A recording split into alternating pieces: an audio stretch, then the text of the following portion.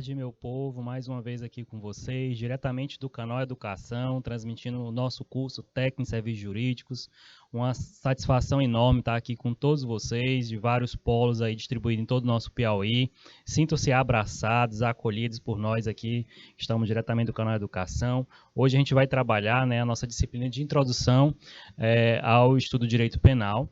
E a gente vai falar exatamente sobre conduta e tipo penal, pessoal. Então, a gente vai apresentar logo mais o nosso roteiro de aula. Primeiramente, cumprimentar a todos os nossos polos, Polo de Barras, Brasileira, Floriano, Itainópolis, Júlio Borges, Murici dos Portelas, e Santa Filomena. Então, são os polos que eu estou conseguindo visualizar aqui. Logo mais, a gente identifica para vocês, Polo de Simões também, está aí junto com a gente somando, Então, um grande abraço a todos, aos nossos professores mediadores que estão aí conduzindo esse brilhante trabalho ao lado dos nossos alunos, tá certo? E hoje a gente tem muita coisa interessante a abordar.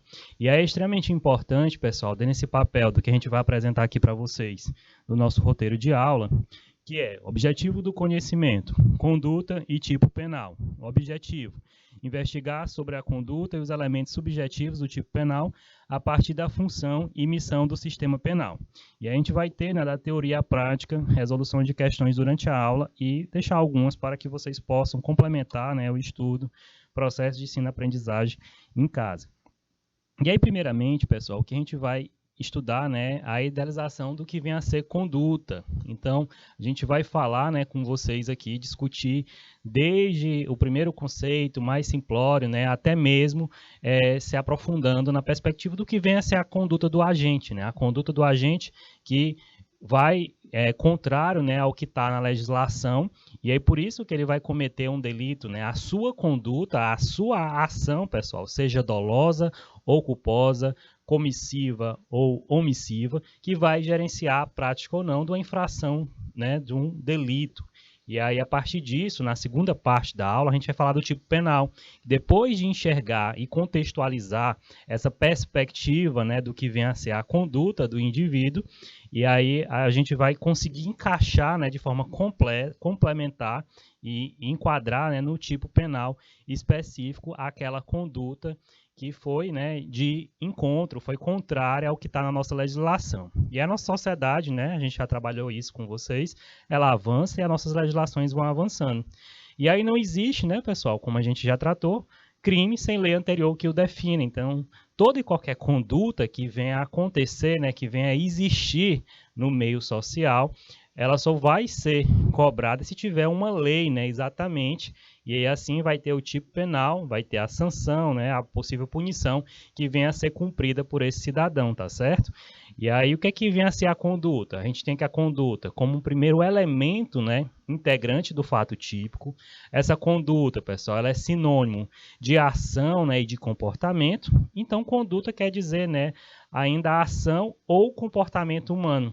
Então, o indivíduo, pessoal, ele vai agir exatamente na perspectiva, Todo indivíduo tem a ação e, consequentemente, a sua ação gera uma reação, E aí, se for uma ação positiva, automaticamente ele não vai estar infringindo a lei. Mas se for uma ação negativa, que venha a ser contrária aos regramentos estabelecidos na sociedade, contrários ao que tem na nossa legislação, ele vai sim responder, o aplicador da lei vai estar ali analisando o fato concreto, e gerenciando a autoria e a materialidade do fato, para que assim possa se pensar na aplicação da lei, tá certo? Então, a conduta, pessoal, ela vem a ser a pedra de toque, do esquema do delito e determina, o conteúdo das demais categorias, que vem a ser a tipicidade, a anjuricidade e a culpabilidade. Esses são temas, pessoal, que a gente vai estar estudando ao longo da nossa disciplina, Então, fiquem tranquilos, às vezes vai ter algum termo, alguma palavra especificamente que a gente não vai se aprofundar primeiramente neste momento, mas a gente vai ter um momento oportuno, para gerenciar e trazer a clareza quanto à temática que a gente vem trazer, ao longo de toda a disciplina de introdução ao direito penal, tá certo? Então, é importante a concentração de vocês, o gerenciamento, do nosso tempo aqui, a gente tem muita coisa a trabalhar com vocês, e aí aprender o conteúdo de hoje vai trazer uma base de segurança para a aula que vem. Na aula que vem a gente vai falar do tipo doloso, né, e do tipo culposo. Então a gente vai até tratar um pouquinho esse tópico, mas na próxima aula que a gente vai se debruçar, né, sobre essa temática especificamente. Então é uma continuidade, pessoal. Depois peguem o nosso material, nossos slides, tem muito conteúdo importante para que vocês venham a ter essa base, né, satisfatória para esse processo de ensino-aprendizagem, tá bom? Deixa um abraço aí para o pessoal de Bocaina, da Unidade Escolar João Mazo dos Santos Barros, tá bom? E os demais que estão entrando aí, tá ficando registrada aí a participação de vocês, um grande abraço. Baixo Grande do Ribeiro também está aqui com a gente, boa tarde aí a todos, tá bom? E vamos dar uma continuidade aqui ao nosso conteúdo. O que é que a gente tem aqui sobre conduta? A gente vai ter muita coisa, pessoal, para falar com vocês. Não se fala, pessoal, em conduta de pessoa jurídica no sentido de imputar a esta prática, né, de alguma infração penal. E aí, quem seria a pessoa jurídica, pessoal? A pessoa jurídica é a empresa representada por uma pessoa física, que vai ter um CNPJ registrado, que vai gerenciar essa pessoa física. Lá no direito civil, e olha o leque interessante, né? O professor Laudo está trabalhando no direito civil, ele já deve ter falado para vocês sobre a figura, né, da pessoa física e pessoa jurídica. Então, aqui no direito penal, a gente vai trazer alguns pontos, né, que acaba tendo esse liame de ligação com outra disciplina que vocês já estejam vendo. Então, embora, pessoal, seja o delito resultado de uma ação humana, nosso legislador constituinte, ele previu, né, expressamente em nossa Constituição Federal de 88, no artigo 225, né, parágrafo 3º, a possibilidade de punir penalmente a pessoa jurídica por ela ter própria, né, praticado uma atividade lesiva ao meio ambiente. E aí vamos aqui na leitura do artigo 225. Todos têm direito ao meio ambiente ecologicamente equilibrado, bem de uso comum do povo e essencial à sadia qualidade de vida, impondo-se, pessoal, ao poder público e à coletividade o dever de defendê-lo e preservá-lo para os presentes e futuras gerações. A gente tem que pensar no hoje e no amanhã, né, nos nossos filhos, netos, e toda a sociedade, né, em geral.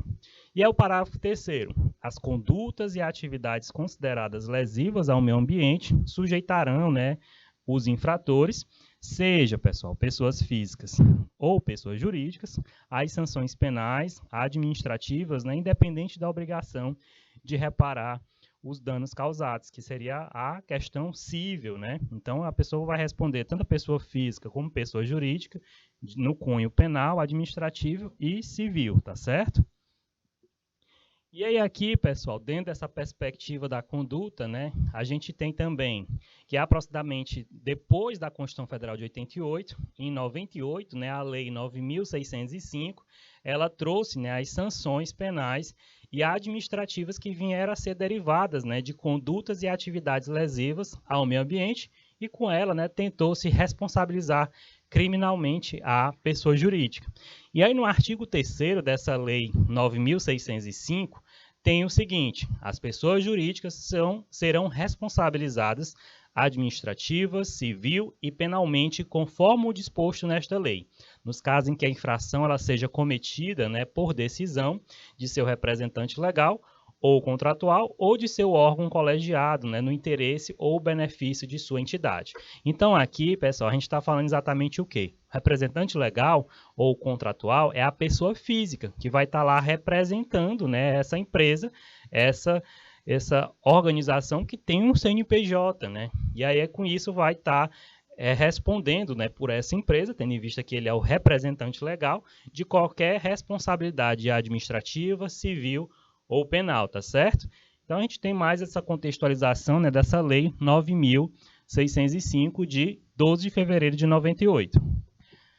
E a ação, pessoal, ela diz respeito exclusivamente a um comportamento que é praticado, né, pelo ser humano, indivíduo. Então, a ação ou conduta, né, como melhor quiser chamar, compreende qualquer comportamento humano comissivo, no caso positivo, pessoal, ou omissivo negativo. E aí a ação ela pode ser também dolosa ou culposa. E aí na aula que vem a gente vai estar trabalhando de forma aprofundada sobre o tipo doloso e o tipo culposo. O tipo doloso, pessoal, é quando o agente, o indivíduo, ele quer ou ele assume o risco de produzir o resultado. Já A ação culposa, pessoal, é quando o agente ele infringe o seu dever de cuidado. Ele vai atuar com negligência, com imprudência ou imperícia. Então, dentro de qualquer uma dessas perspectivas, né, se for negligência, imprudência ou imperícia, a gente já está ali diante, né, de uma ação culposa. Para que essa ação culposa venha a acontecer, a gente vai explicar logo mais as expectativas, né? Ela só vai acontecer exatamente se configurar com crime se tiver de forma expressa, né, na própria legislação esta informação. E aí a gente traz aqui, pessoal, o conceito de ação, seja na perspectiva causal, final e social. Nessa primeira parte aqui do nosso conteúdo, a gente vai trazer uma breve contextualização histórica, né, da perspectiva do que vem a ser essa ação, essa conduta. Então, segundo essa concepção casualista, né, a gente deve analisar o conceito de ação em dois momentos diferentes. Primeiramente, a gente vai propor, né, inicialmente, a perspectiva, né, de analisar a teoria clássica. Então, a gente diz ser, pessoal, a ação, o momento humano, né, voluntário, que vai produzir uma modificação no momento exterior. Então, essa ação é o fato, né, que repousa sobre a vontade humana, a mudança, né, do mundo exterior direcionada à vontade desse indivíduo. Então, sem um ato de vontade, né, não há exatamente uma ação. Então, se não há, e nesse aspecto, pessoal, não vai haver nenhum ato injusto, né, não vai haver um crime, né, uma ilicitude. Mas também se não há ação, né, não vai haver um ato injusto e também não vai haver crime, e sem uma mudança, né, operada no mundo exterior, pessoal, não vai se ter um resultado. Então, para que aconteça um ato lícito ou ilícito, é necessário uma ação, né, uma conduta do indivíduo, do cidadão que está ali presente naquele meio e que venha prejudicar um ato, prejudicando uma outra pessoa, né, um outro cidadão, e aí assim vai gerenciar uma concretização, né, dele cometer um ato ilícito, a configuração de um tipo penal, né, para que o legislador possa apontar a partir daquela fato, né, daquela conduta, se enxergar um tipo penal para que assim possa direcionar a punição àquele indivíduo que cometeu aquela conduta, né, aquela ação dolosa, culposa, comissiva ou omissiva, tá certo? E o que é que a gente ainda tem aqui na nossa perspectiva de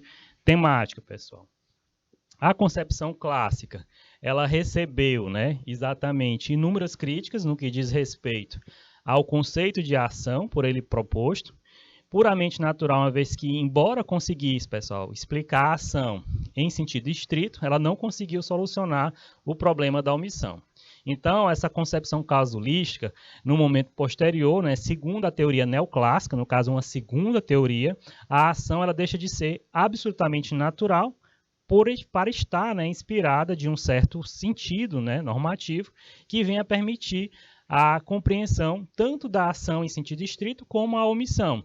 E aí agora a ação se define, né, como um comportamento humano voluntário que vai manifestado, né, no mundo exterior. Então aqui, pessoal, a ação, a gente destaca aqui para vocês, é um comportamento humano voluntário dirigido, né, a uma finalidade qualquer. Então o homem, quando atua, pessoal, ele seja fazendo ou deixando de fazer alguma coisa, o que estava, né, obrigado, dirige a sua conduta sempre a determinada finalidade, que pode ser ilícita, né?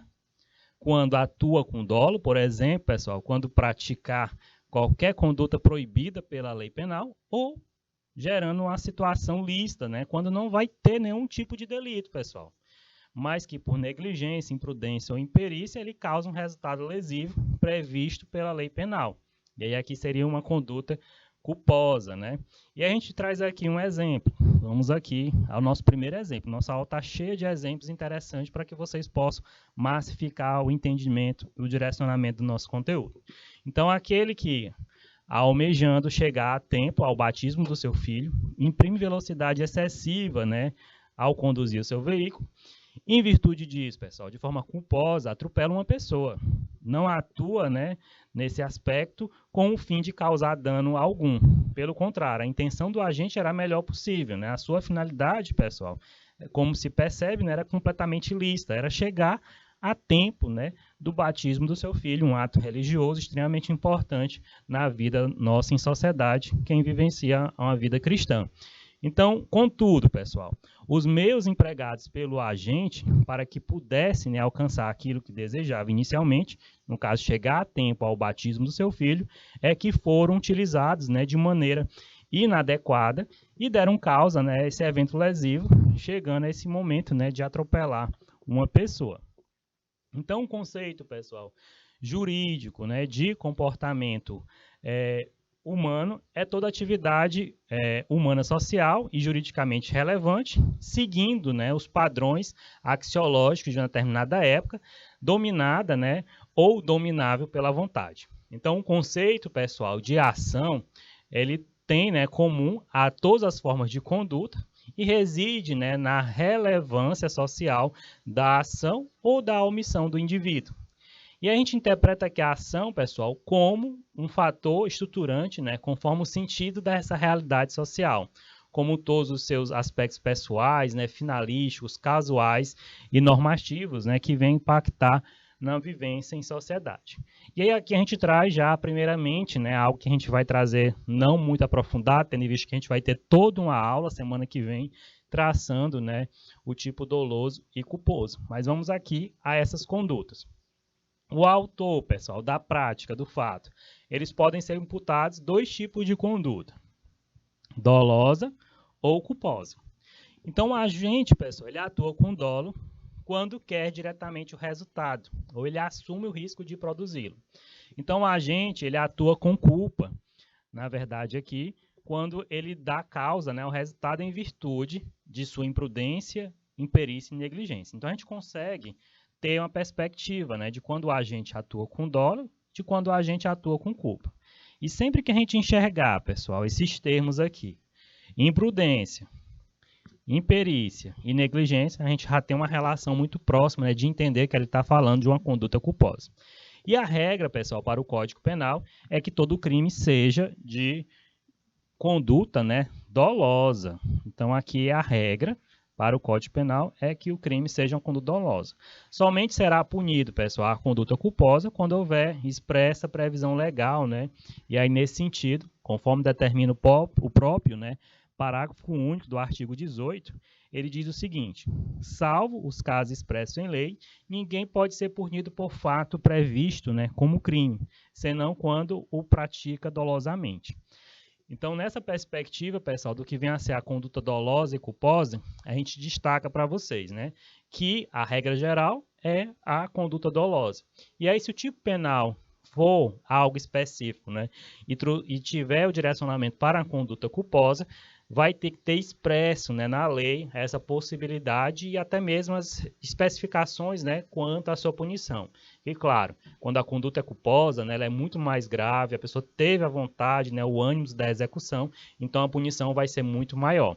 E quando ela é culposa, ela vai ser menorizada, né, tendo em vista as circunstâncias, né, que foi por imprudência, imperícia ou negligência, tá certo? Então, a gente traz aqui um exemplo, né, para que possa se contextualizar uma perspectiva, pessoal, de verificar. Vai ter tipo penal que não admite a possibilidade culposa, simplesmente porque não está expresso na lei, né? O legislador, quando foi criar essa lei, percebeu que não existia a possibilidade de incluir a perspectiva culposa, então não tinha como, em alguns tipos penais, né, a gente gerenciar esse tipo de punição. Então, a gente vem aqui com um exemplo. Se alguém no interior de um departamento, né, numa loja, ele está lá entrando, né, nos setores lá, e aí de forma imprudente, pessoal, ele derruba uma prateleira de cristais dentro dessa loja, gerando um dano, né? E aí, embora tenha a obrigação, né, de reparar os prejuízos causados por ter derrubado essa prateleira, né, de cristais, isso vai gerenciar automaticamente, né, um ato de possível reparação do dano, né? Mas aqui a gente está falando, pessoal, de um tipo penal que não cabe à conduta culposa. Então, não tem por que exatamente a gente pensar, né, que esse tipo penal o agente agiu com culpa, né, com uma conduta culposa, tendo em vista que o tipo penal não inclui. Então, aqui nessa circunstância do indivíduo passar numa loja e derrubar uns cristais, ele vai ter que ressarcir de forma financeira, né, o dano civil àquela empresa por algo que ele causou. E aí ele não tem como ter uma responsabilização pela conduta do dano, né, tendo em vista que o dano não tem o tipo penal culposo. Então, é interessante, né, é importante a gente perceber que nem todo tipo penal vai ter a conduta culposa. E quando a gente se passar, pessoal, por uma situação assim, é importante a gente analisar, né, aquele fato para a gente encontrar o tipo que está relacionado e a gente verificar se cabe ou não. Então, aqui, como essa situação não cabe a tipificação de conduta culposa, ele não vai responder de forma criminal, e sim só pelos danos que vier a ser gerados, né, nessa circunstância do ato dele. Então ele vai só reparar o que custeou, né, aquele dano que ele gerou naquela empresa, tá certo? Então é extremamente importante, né, a gente ter isso alinhado para perceber. E aí a gente tem já como leque, né, que lá no tipo penal precisa estar expresso a conduta culposa para que assim possa se cobrar, né? E assim, quem estiver gerenciando, vocês como futuros técnicos em serviços jurídicos, tem que ter, né, essa compreensão e essa massificação do conteúdo, tá certo? Então, o que é que a gente tem aqui, pessoal, além disso? Então, embora tenha destruído os cristais, né, a sua conduta ela não teve relevo para o direito penal. Então, tem a ausência, né, da tipicidade para o fato praticado. Essa situação, pessoal, se cairia bem no artigo 163 do Código Penal, que seria a conduta dolosa, né, dirigida à destruição, deteriorização ou inutilização de coisa alheia. Mas aqui seria se ele agisse com dolo, né, mas não foi o fato especificamente. E a gente entra agora, pessoal, na perspectiva da conduta comissiva ou omissiva. Que é isso, professor? Então, além, pessoal, de atuar com dolo, né, ou culpa, o agente ele pode praticar a infração penal fazendo ou deixando de fazer alguma coisa, né, a que estava obrigado. Então, as condutas elas podem ser comissivas, né, no caso positivas, ou omissivas, né, no caso negativa. Então, nos crimes comissivos, pessoal, o agente ele direciona a sua conduta a uma finalidade, né, ilícita.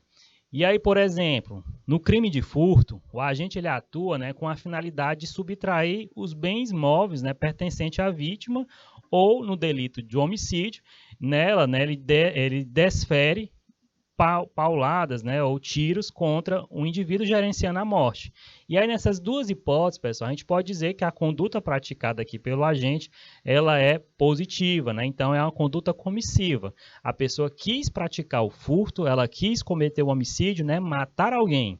Então ela gerencia essas duas condutas, né, de tipo penais diferentes e que são caracterizadas, né, na conduta comissiva, né? No caso, positiva, tá certo? Então, o que é que a gente tem aqui, pessoal?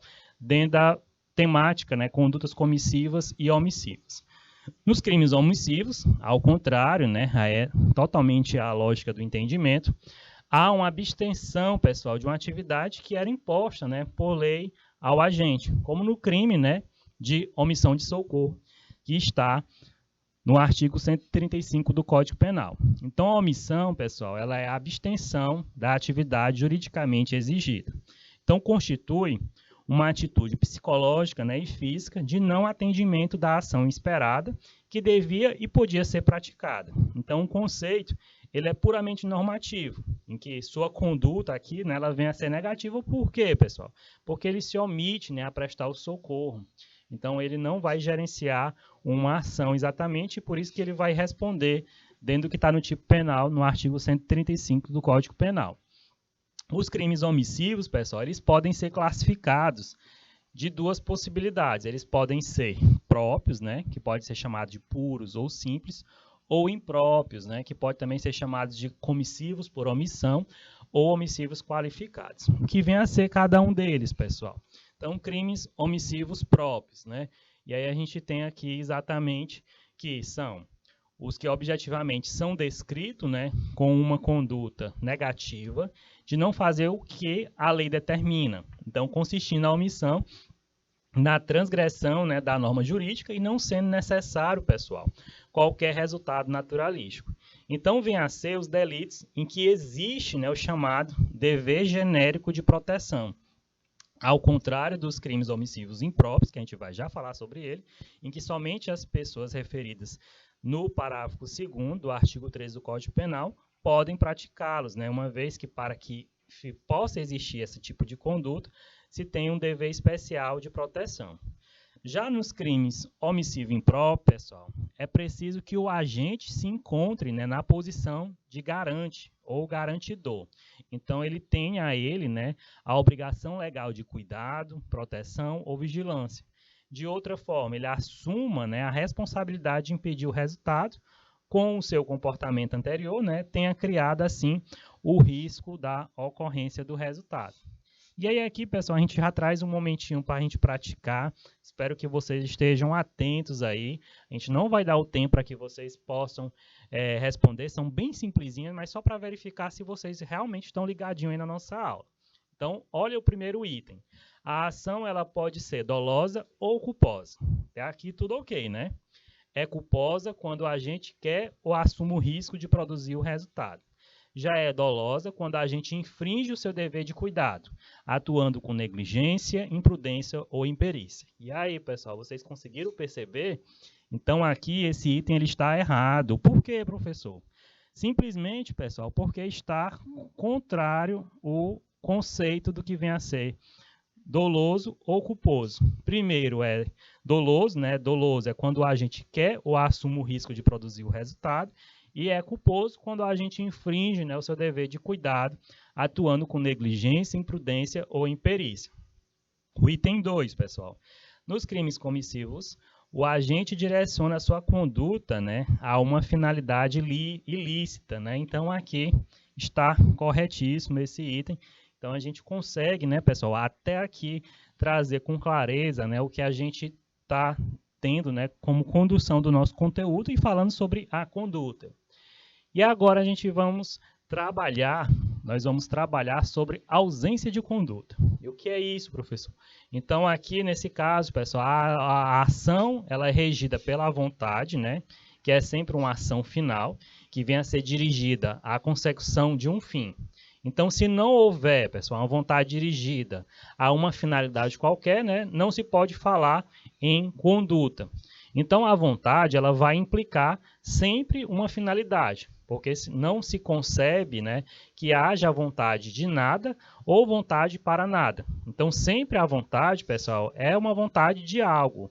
Quer dizer, sempre a vontade tem um conteúdo, né, ela tem uma finalidade. A pessoa vai agir por algum propósito. Então, se o agente ele não atua de forma dolosa ou culposa, então não há exatamente uma ação.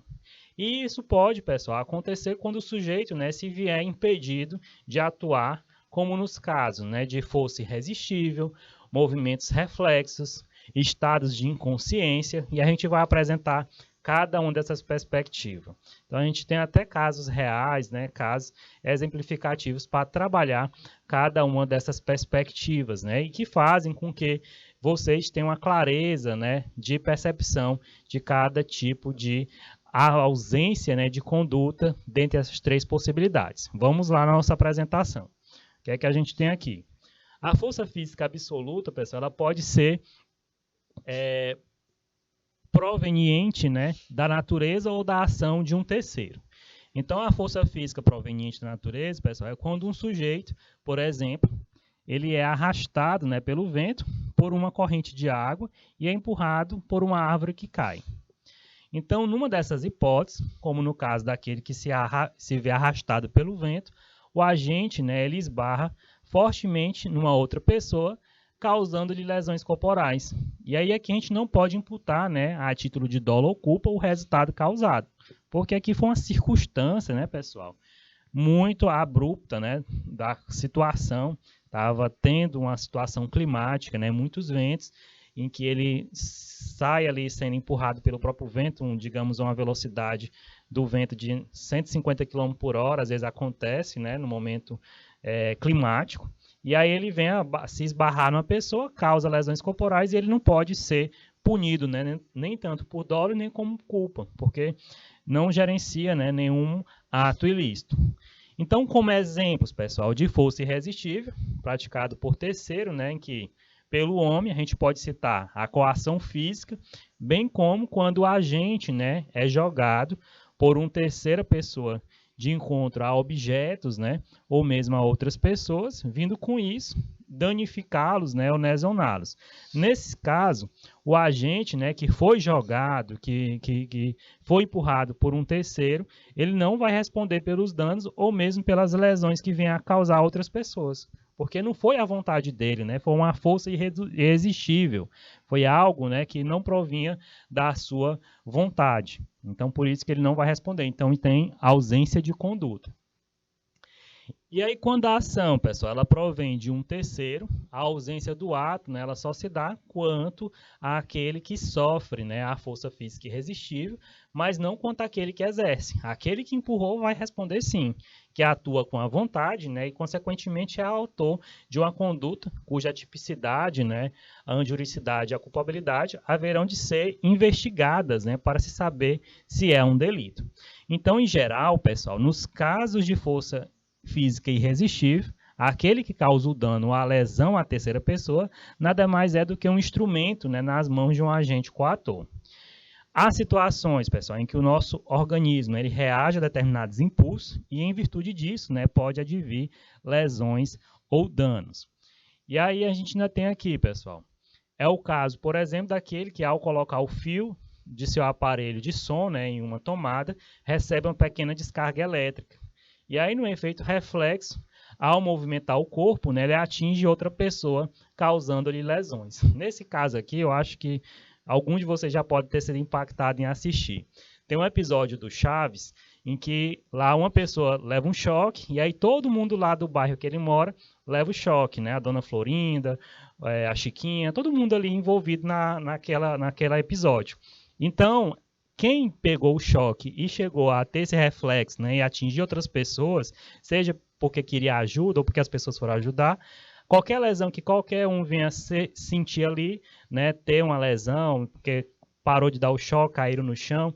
Então, existe aqui, né, pessoal, nessa perspectiva, uma ausência de conduta, né? Ninguém não cometeu nenhuma conduta, nem dolosa e nem culposa. Então, a gente não pode imputar, né, esse resultado em face da inexistência, né, da conduta das pessoas envolvidas. Então, sem a conduta humana, seja dolosa ou culposa, não há que se falar em fato típico, né? E sem um fato típico, não se pode falar, pessoal, exatamente em crime. Então, fica muito tranquila essa perspectiva, né? O que é que a gente ainda tem aqui dentro dessa projeção de ausência de conduta? Contudo, pessoal, quando o movimento é reflexo, que se o movimento reflexo era previsível, né? A exemplo daquele que querendo consertar um chuveiro elétrico, mesmo percebendo a existência de um fio desencapado, né, tenta fazê-lo sem desligar a chave de força. Se vier a receber, como era previsível, uma descarga elétrica, e em virtude do seu movimento reflexo, produzir lesões a outras pessoas, os resultados, né, advindos desse movimento reflexo deverão ser imputados ao agente, geralmente, né, a título de culpa, haja vista deixar de observar, né, o seu necessário dever objetivo de cuidado. Mas aqui seria um caso excepcional, né? Então, existe, pessoal, também os casos de total inconsciência. Isso aqui é muito interessante. Que tem o condão, na verdade, né, de eliminar a conduta do agente, como o sonambulismo, aos ataques epiléticos, né, e hipnose.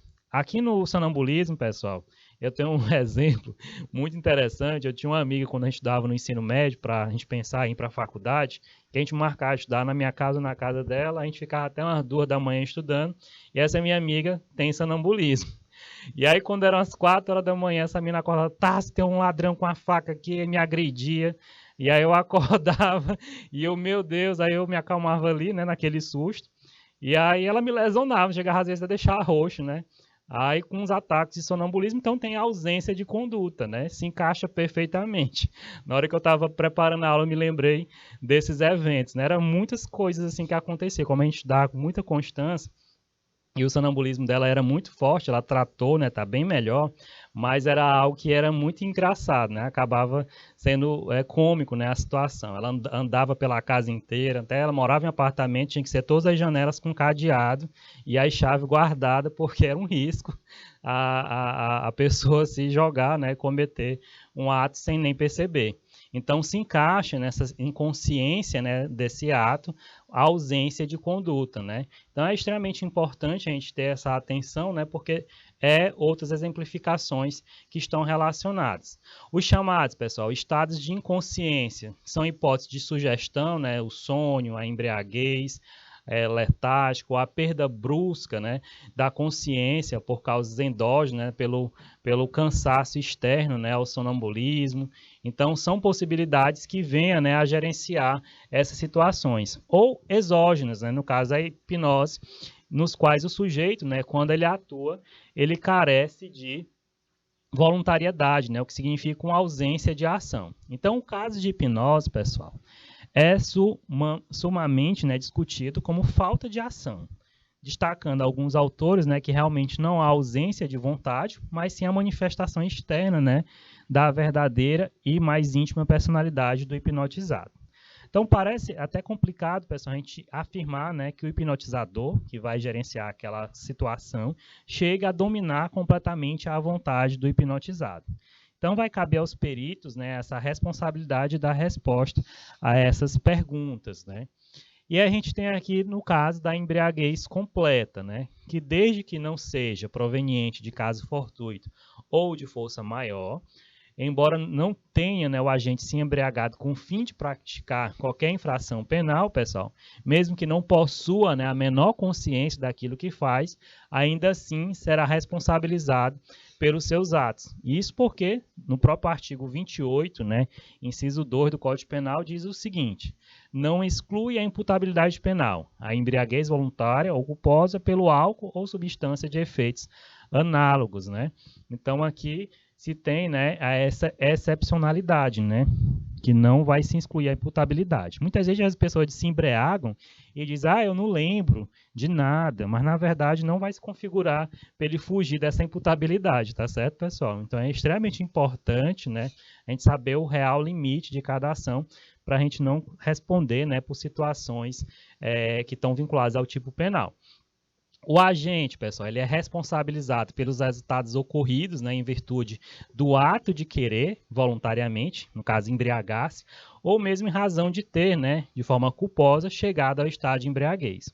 Então, vai prevalecer nessa hipótese a teoria, né, da ação libera em causa, visto em que se essa ação ela foi livre, né, na causa, o ato de fazer a ingestão de bebidas alcoólicas, for a vontade do indivíduo, ela deverá, o agente, né, ser responsabilizado pelos resultados dela decorrentes. Ele não for obrigado a ingerir esse álcool, né? E aí aqui, pessoal, a gente tem as fases de realização da ação. Então, dentro da doutrina, né, tem essa possibilidade de a gente enxergar essas fases para o agente, pessoal, para que o agente possa alcançar a sua finalidade, a sua ação ela deve passar necessariamente, né, por duas fases, interna e externa. Então, vamos lá às perspectivas internas. Aqui é um gráfico trago pelo professor Rogério Greco, 2022, e então na perspectiva interna. Representação e antecipação mental do resultado a ser alcançado. Um exemplo, o agente decide matar alguém. Outra perspectiva interna, escolha dos meios necessários a serem utilizados. A compra de uma granada, né?